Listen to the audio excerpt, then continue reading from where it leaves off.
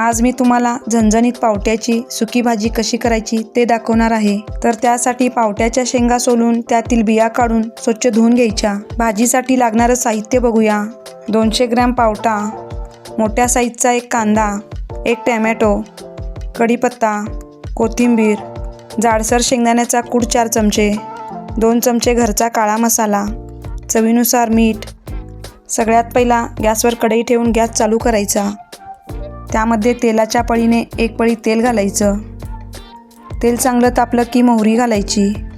मोहरी चांगली तडतडली की जिरं घालायचं, कढीपत्ता घालायचा, बारीक चिरलेला कांदा घालायचा। कांदा घातल्यावर कांद्याला थोडासा लालसर कलर येईपर्यंत 2-3 मिनिटं कांदा चांगला परतून घ्यायचा। व्हिडिओ बघून झाल्यानंतर तुम्ही चॅनलला सबस्क्राईब केला नसेल तर न विसरता सबस्क्राईब करा।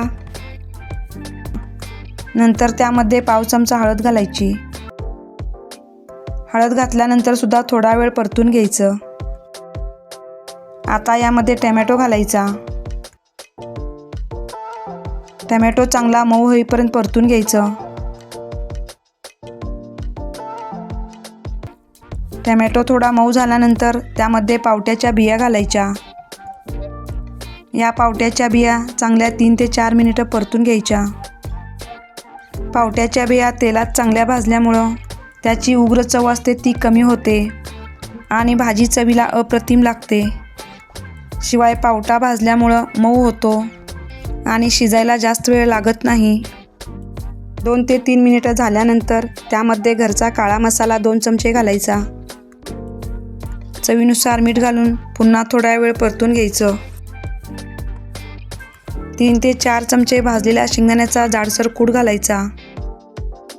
शेंगदाण्याचा कूट घातल्यानंतर चांगलं मिक्स करून घ्यायचं।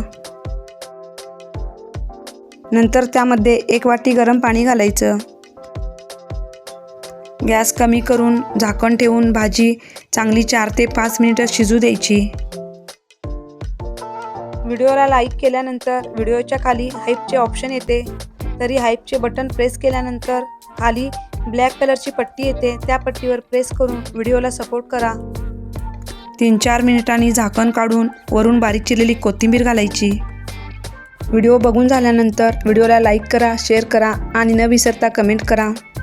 माझा व्हिडिओ तुम्ही शेवटपर्यंत बघितल्याबद्दल आभारी आहे। तयार झाली आहे मस्त टेस्टी झणझणीत पावट्याची सुकी भाजी।